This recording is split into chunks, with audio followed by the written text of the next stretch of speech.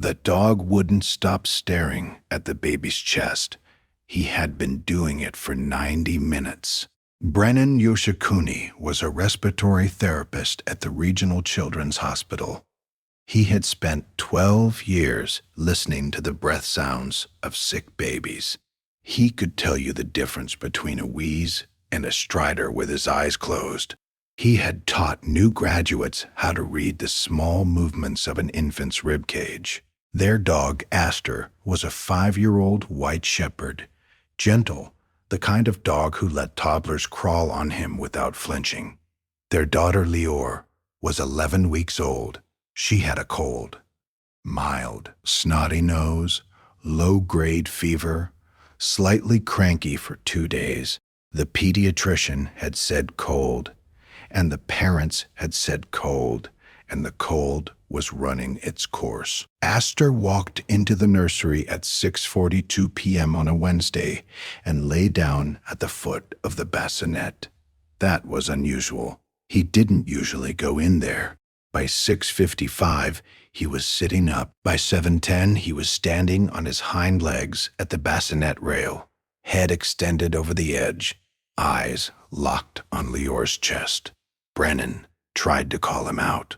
Astor would leave the room for about 90 seconds, then return and resume the position. After the 4th time, Brennan closed the nursery door from the inside and stayed.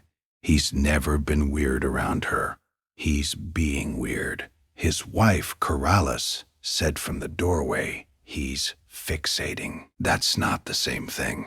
Brennan watched the dog watch the baby. He watched the baby. Lior was sleeping. Her breathing looked normal. He counted the chest rise, 38 per minute. Within range for an 11-week-old. Not great, but within range. The number bothered him a little. He told himself it didn't. By 8:30, he had moved Astor to the laundry room. The scratching started 10 minutes later. It was the steady kind, not the panicked kind. It did not stop. Corrales went to bed at 10:15. Brennan said he'd come up in a minute. He sat in the recliner in the nursery and watched the bassinet across the room. The white noise machine made its sound. The baby monitor showed 39 breaths per minute, then 40, then 42. He told himself the monitor was off. He told himself his wife was a worrier.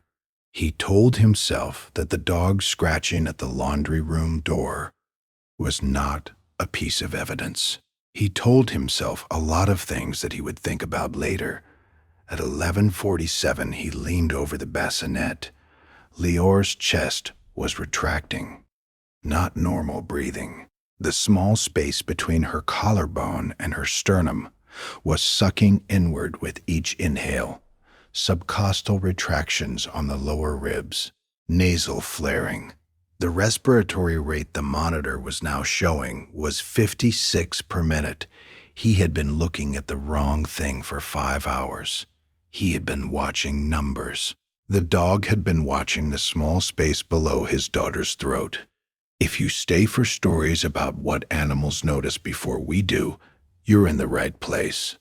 Subscribe so you don't miss the next one.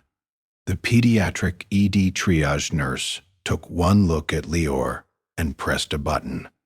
The attending was a woman named Dr. Akila Brundage. She had Lior on humidified oxygen in 11 minutes and admitted to the pediatric floor in 40. This is RSV bronchiolitis. It moves fast in infants this small. The retractions you saw, that's accessory muscle use. That's a baby who is working too hard to breathe. How long has she been doing that? Dr. Brundage looked at him without changing her expression. Hours. The work of breathing builds gradually. The visible signs are usually the last thing to appear. Most parents don't catch it until much later than this.